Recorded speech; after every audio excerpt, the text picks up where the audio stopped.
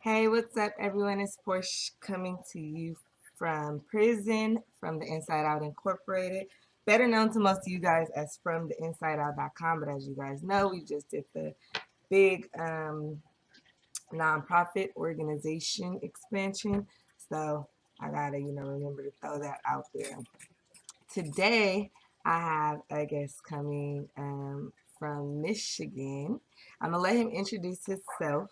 He's gonna be over the phone, and I'll let you have at it. Go ahead. My name is Quentin Jones. I'm the founder of My Life Matters Too, a movement geared towards humanizing incarceration and giving individual men and women incarcerated a voice and a platform. Our mission is to bring about awareness from the inside out, bring about awareness and change from the inside out. I'm currently incarcerated in Adrian Correctional Facility in Michigan. All right, shout out to you. Y'all see how God works? Did y'all hear his mission statement? Say that mission statement one more time, Quentin. To bring about awareness and change from the inside out. Now look how God works. I happened to meet one of Quentin's very close friends, and she's definitely out here putting in work for Quentin. She directed me to his website. And when I got to the website, I was like, I immediately wrote her back, like, wait a minute, look at the mission statement. And she was like, I know. So we definitely have been looking forward to working together. So we're going to jump right into this and get Quentin's story, find out all of the details of what's been going on with him, what he's doing in the future, and what we can expect. And what we can expect in the near future. And then at the end, I will direct you guys to the website and to his group. They have an awesome Facebook group. So, Quentin, tell me a little bit about your childhood, your upbringing, where you're from. Okay, I was raised in a city called Highland Park, Michigan. It's a small city that's surrounded by Detroit, basically. I was raised in poverty by a single mother. My father wasn't really present in my life, so my mother, she did the best that she could to raise me and my brother. And I grew up in an era where crack was ushered into our community, which in my city it made it more violent, more crime riddled. And as I grew up, I seen a lot of things as a child that ultimately I learned later in life had an effect on me, traumatized me as well. Right. Uh, Kids are definitely a so product of their environment, whether they know it or not. yeah, so as I became a teenager, I started to take to the streets looking for the love that I wasn't getting at home. Because my mother, I pretty much raised myself because my mother wasn't never home because she was out working and my father wasn't there. So ultimately, the streets became my father. And then once I started getting locked up, because I first started getting locked up at the age of 12, then Okay. ultimately the correctional facilities and things, this became my mother. So the area that I come from has a reputation for violence. So like as I was growing up, the people who shaped and mold my reality in my life, I got that from the drug dealers, the robbers, the murderers, the Right. prostitutes. So they they shaped and molded how I see life. Mm-hmm.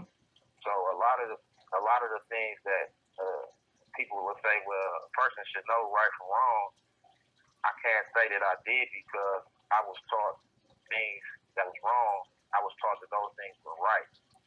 Correct. So And I've ultimately, heard that before, actually.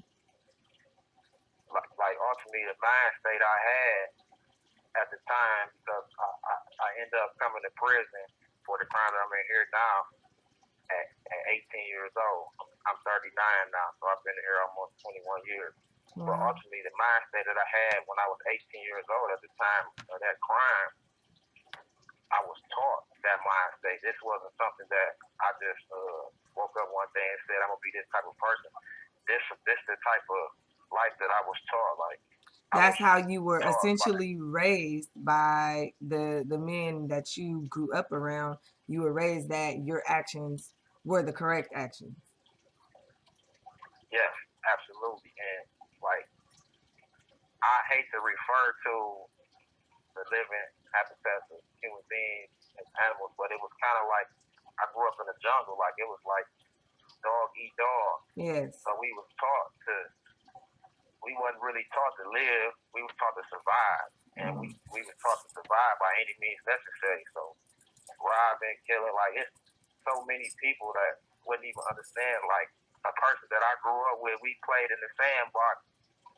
We've been taught to kill each other. We two houses down, but we trained and taught how to.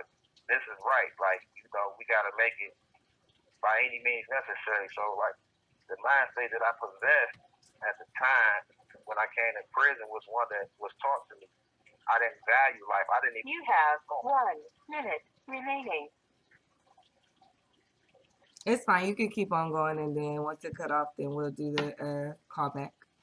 So for everybody that Okay. doesn't know, when you receive calls, because I know sometimes you guys don't hear the recording line of the phone. Uh, there's a recording that plays in the background just to let you know that the call is recording. After about 15 minutes, it'll let you know that the phone is going to disconnect. But he's going to call back so we can finish. Okay.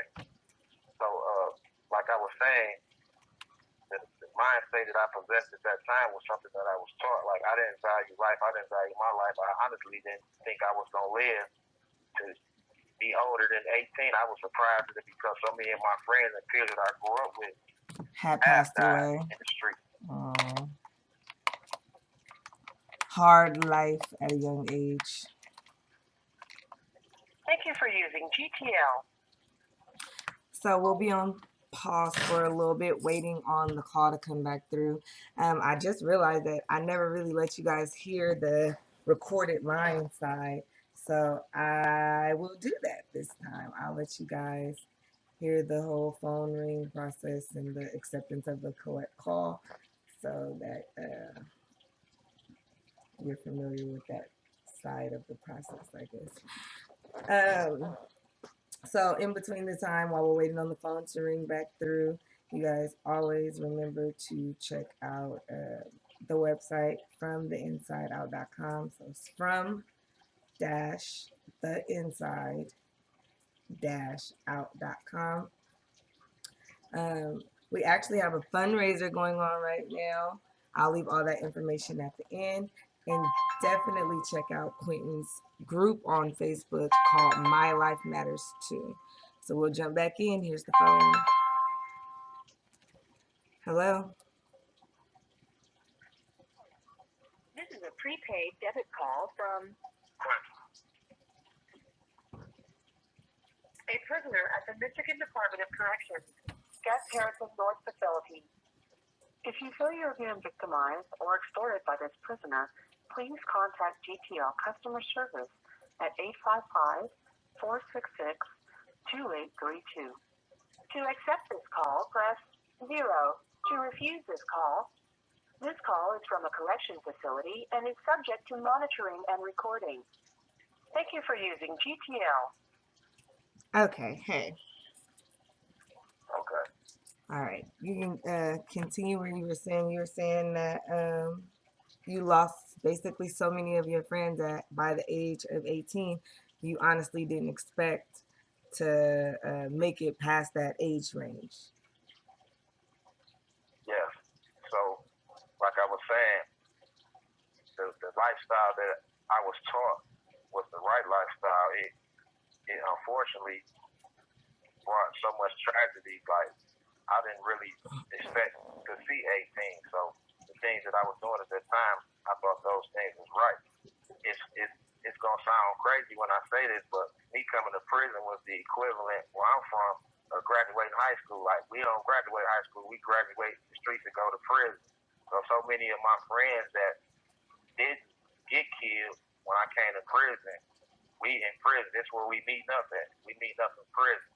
Oh, wow. So it was almost like you accomplished something because you survived, you beat death, and you made it to where everybody else from your area was at, essentially.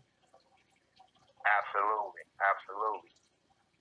So even as when I came to prison initially, like I still had the same mindset because it's really prison really is just a world. It's the same things that go on in society going here. It's just a world inside of a world. So Right. it took some time with me being in prison. I want to say like maybe 10 years after me being in prison is when I really started to change who I was, and that came out of pure dissatisfaction. I was in the segregation one day after my mother had just died. I had got in a fight with a guy. And I knew the only reason I had got in a fight with him was because my mother had just died. Oh But wow. when I was in the hole that day, I just told myself, I'm tired. I don't want to be that person no more. It's time to change. I done tried everything else. I gotta change. I gotta be better. So And when from that, do you think, this is just me asking, do you think um, your mother passing spiritually, do you think that she had anything to do with that epiphany that you had? absolutely, I always look at that particular incident because it was the worst thing that ever happened in my life. But at But the the same best time, it thing, brought about, yeah, it brought about the best. So it was like a gift and a curse. It was the best thing, but at the same time, it was the worst thing because I don't think had that situation happened at that time, I don't think I would have changed my life at that time. I eventually feel like I would have, but that was the catalyst for me really changing. I told you I laid in segregation, and I thought to myself, I'm like, it's over. I got to do better. I oh, got to do better. I'm sorry about your mother, but me being a mother, I know a mother's love is never ending.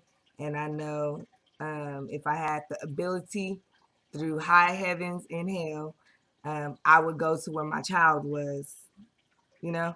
And so I can definitely Yeah, see your mother coming to lay hands on you and say it's time to make a change. I feel like that was definitely what happened. Now, Oh, now, mind you, this is like 12 years into my incarceration. The thing that's really that I be striving to get across, like at no point in time since I've been in prison, they really afforded me any opportunities for rehabilitation. So all this, me changing was just my doing because like when you come to prison and you got life without possible parole, they pretty much don't really care about it. They really pretty much say your life don't matter. And this is what later sparked me to start my movement of My Life Matters Too because I seen the necessity for people in my position to be able to have a platform to show that yeah, it's possible for us to make a mistake, but it's also possible for us to change and be better people.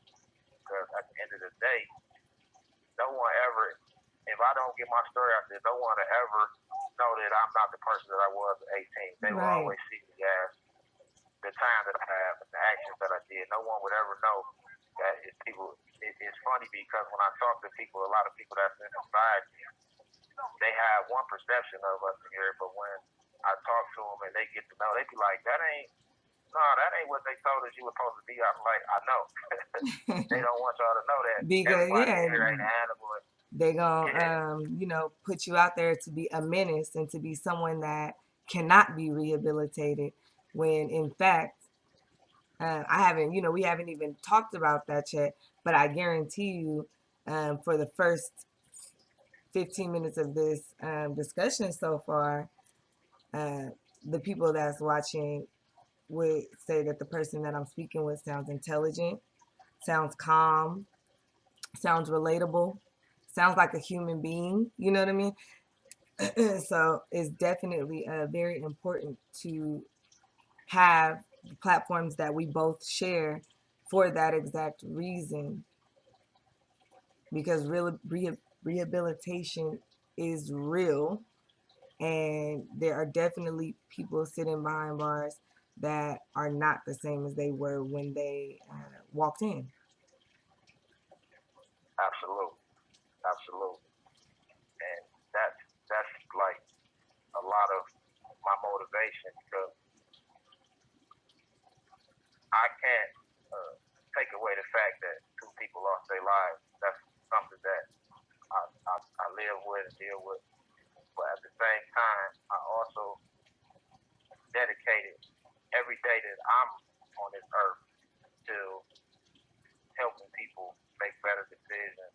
Like I feel like if I didn't do that, those people would have lost their life in vain. Like I just so this whole experience has made me find a purpose in life. Like because I look at the state of the youth now, a lot of people be like, well, these young people crazy.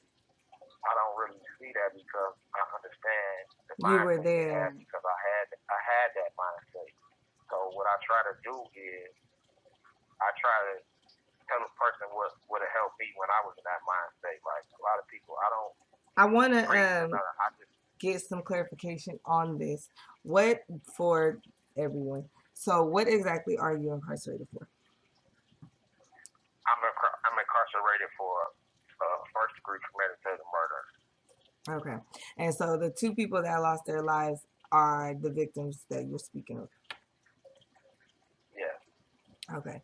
So in turn, what you're saying is because of the crime that you committed at the age of 18, you're saying now chosen to dedicate your life to helping um, the youth or the younger generation of the incarcerated males to learn to be in a calmer position because you yourself can relate to where they're at in their journey because you were once there. absolutely.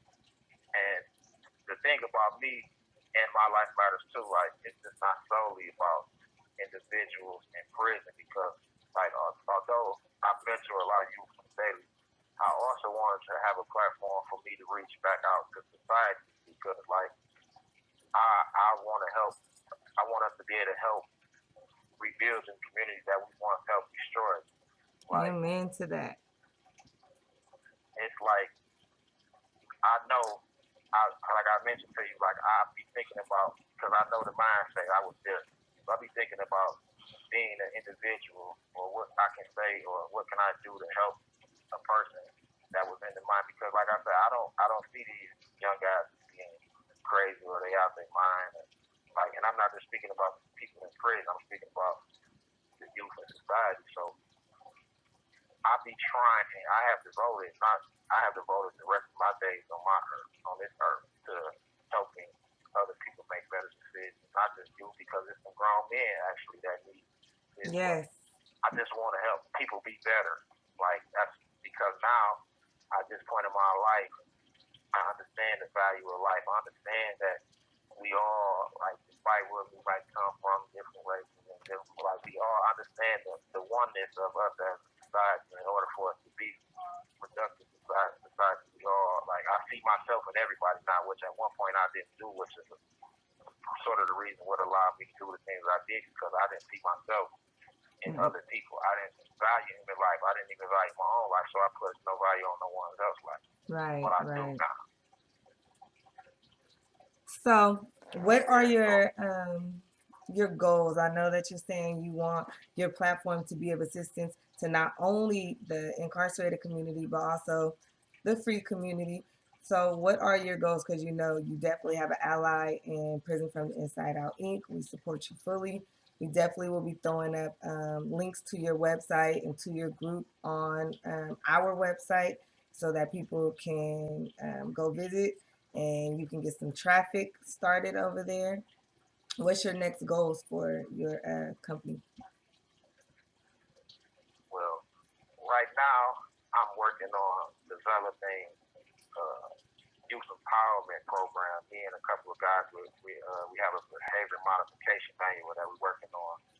Just kind of like use our experiences and the things that we have come to know to help the youth. I also want to continue my movement as far as us incarcerated because I have what I call food for thought reading program where I have individuals at like 5 different facilities in Michigan and 1 facility in Florida where we actually reading and we write about the things that we read. So I want to continue that to educate us so we can empower. You know, education is empowering. So I want to continue that. But ultimately, my ultimate goal and my dream is just to impact the lives of the youth because that's our future. So I want to be able to touch and impact those lives in a positive way because my story is one of redemption. I know it's a lot of people that come from where I come from that's going to walk the journey that I'm walking right now if they're fortunate enough to not get killed. Right. So I want them to know that redemption is possible. Like, because they'll get you in here and a lot of people give up because they don't see no light at the end of the tunnel. So a lot of people come in prison and they give up. Like I explained to you, the things that I do to better myself, it's not for nobody but me. Like, I'm not doing this because I'm going to get out of prison one day because the reality is right now I got life without parole. So It's not like I'm doing this. It's not something they told me I should do. This is me with a pure desire to be a better person. So, like I say, my ultimate goal is I want to have an impact on the youth. I want to be able to work with the youth because that's our future. Like, that's our tomorrow. So that all sounds amazing, especially you know that everything that you're doing is heartfelt. That you know, in with LWAP sentence, as we call it, life without parole sentence, you could have chosen many routes, and to take the route that you've taken to dedicate your life to others is amazing. And if nobody else sees you, a higher power definitely sees you, and what you give out, you should receive back. I definitely want to speak with you a little bit more about your curriculum because I know you're trying to put some curriculums like you were talking about where you guys basically read and then write about them. And what is the Yo Life? that's the mentorship program. It's the acronym. It's Youth on Earth Living in Failed Environment. So that's my actual mentorship program that I'm developing right now. And like I said, it's just my goal is just to reach the youth. Like right now, I got a couple phases like cultural awareness. You have 1 minute remaining. Okay. Is there anything else you want to put out there? Do you want to do another call or? Yeah, I'm gonna call you back. Okay. So the phone will cut off again. As you guys can see, it's like a good 15-minute increment, and then it'll basically telling me it's 15 seconds and to do a call back. Excuse me.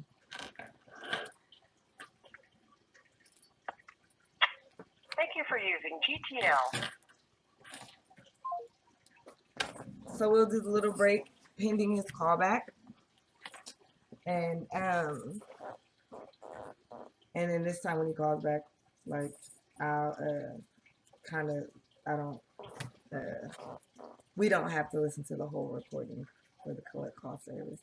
So what do you guys think about Quentin's program? I think it's pretty dope. I think it's amazing. It's actually extremely similar to FromTheInsideOut.com. That's what caught my eye. Not only was the fact that his mission statement said from the inside out, but his goals and his content for his website is very similar to From the Inside Out, and I thought that was interesting. So why not, assist in making that happen? So we'll wait for Quentin to get back on.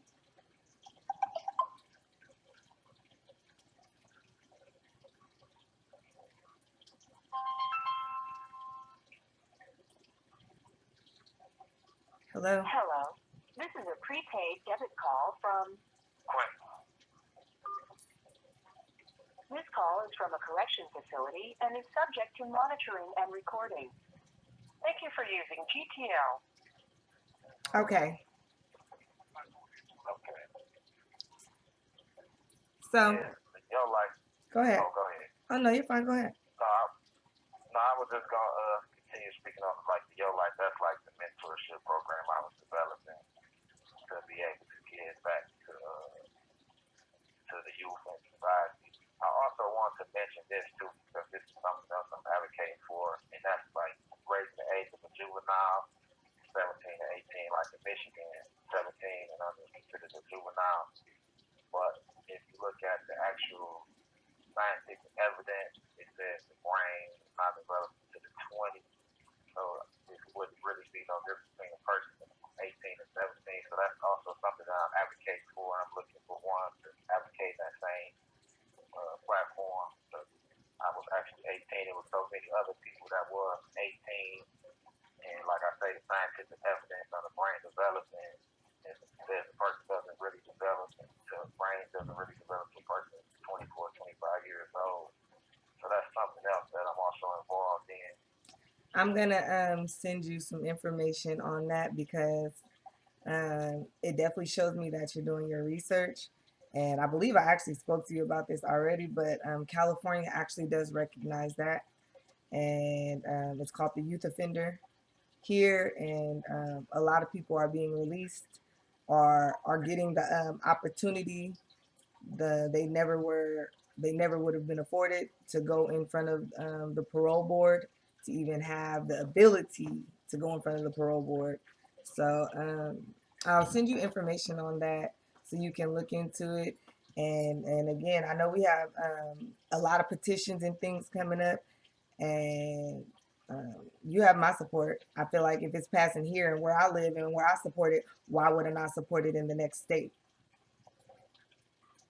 Okay, that's definitely what I'm looking to do because I am aware of some of the things California was doing. So I'm striving to bring some of those things to Michigan. Like once I get the awareness of them and actual people that pushing them, I'm definitely striving to bring some of those things to Michigan. I'll definitely look into. I'm involved in so many groups online, and after when this video comes out, I share my videos within the mass of these groups, and so I'm sure My Life Matters Too is going to watch Ask Marianne is going to get a lot of people are going to join, and I'll be asking who's in Michigan, so you can Okay, build a support and people who's willing to back you, because I'm sure there's tons of people we all know at in between those teenage years. That's when a lot of shit happens. That's when a lot of stuff happens as you're growing up. And yeah, I agree. Now, you do stuff, yes, you have to, serve the time or whatever. But people can change, and I definitely think that um, everyone deserves a second chance. I definitely agree with you on that. Like I say, I don't feel that a person at 18 life should be deemed irredeemable when we know we prone to do things that because like I'm gonna be honest with you, like the person that I was at 18, he probably deserved to be in prison. But the person that I am at 39, he don't deserve to be in prison. Like You grew up, and that's the sad part, is that essentially you just grew up, and it's unfortunate that the circumstances are what it is. Which, and that's a question that I want to ask you also. So you are willing to give prison the credit to say that you grew up? Or are you gonna say that you made the full choice, and that if you didn't go to prison, you think you would have changed also? uh well, honestly, if I didn't come to prison, I probably wouldn't live long enough to change. Prison Okay. just gave me the It time to be able because it I was afforded you living a time. fast life. So it afforded me the opportunity to change. But I will say this because like I don't want to a person like because prison doesn't really do a lot to rehabilitate a person. A person got to want to do that themselves. So I don't want to, like, what it did for me is it gave me the time to do it, because had I not came to prison, I probably wouldn't have lived long enough to change. But there's not a lot of opportunity. Like, a person really got to want to change, which normally happens when a person be in prison. Like, I've been here for 20 years, and I've seen so many people change, but the thing is, no one ever gets to see that change. Right. But like, if you come to prison and you continue to be the person you was, then you're gonna get the same results. But I just know this: after so long in prison, the person changes. You know, like I'm around here every day. Like the age, the average age of prisoners in Michigan now is older, and you look at these guys. They no longer a threat. Guys been in here 40 years, 45 years. I've been here 20 years, but I'm no closer today than I was 20 years ago. Yes. And no one will ever, without your platform and other platforms, no one will ever know that I changed. Which is sad. It's kind of ridiculous that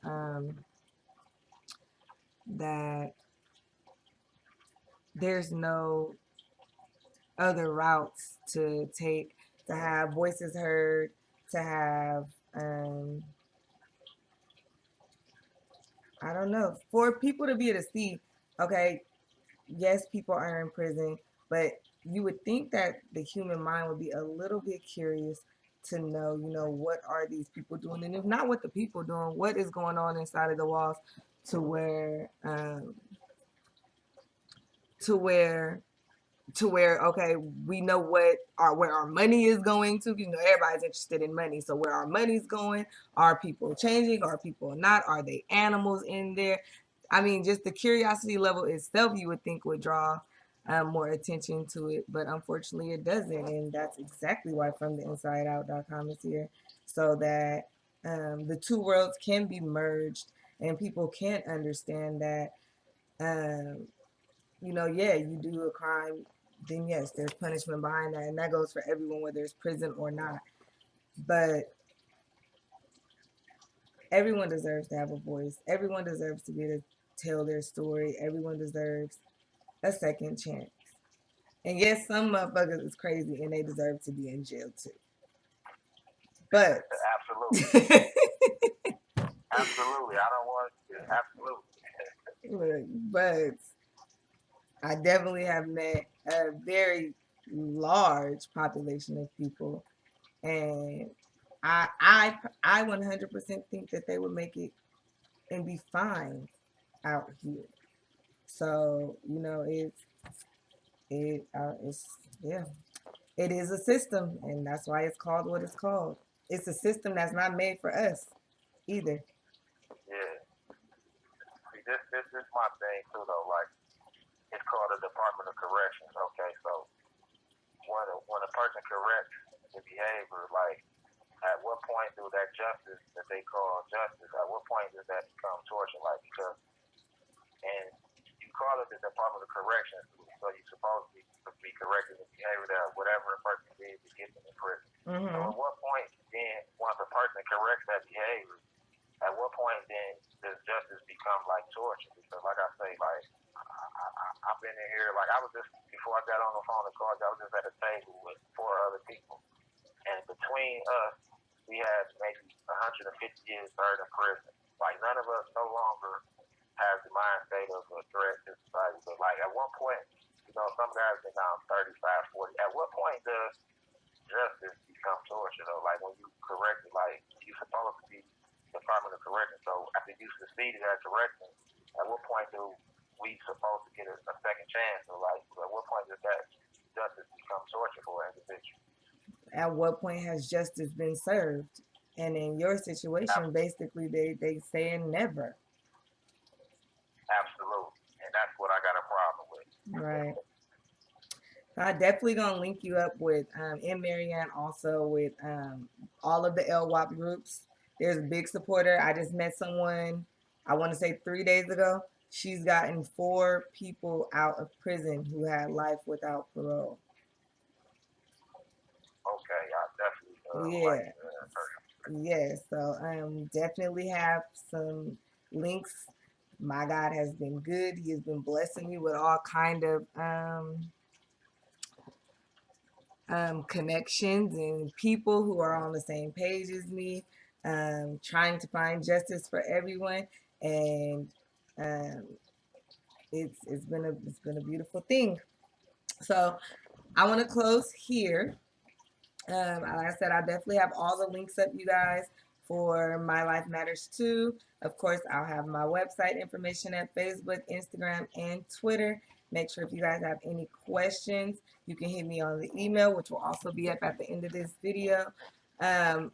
Or definitely hit me on the Facebook, which is usually the fastest way. Email or Facebook is the fastest way you can reach me. If you have any questions for Quentin, you can go through the My Life Matters Too, but I'll also put up his information at the end of the video so that way you can reach out to him directly. You guys have a good day, and until the next video, see you later.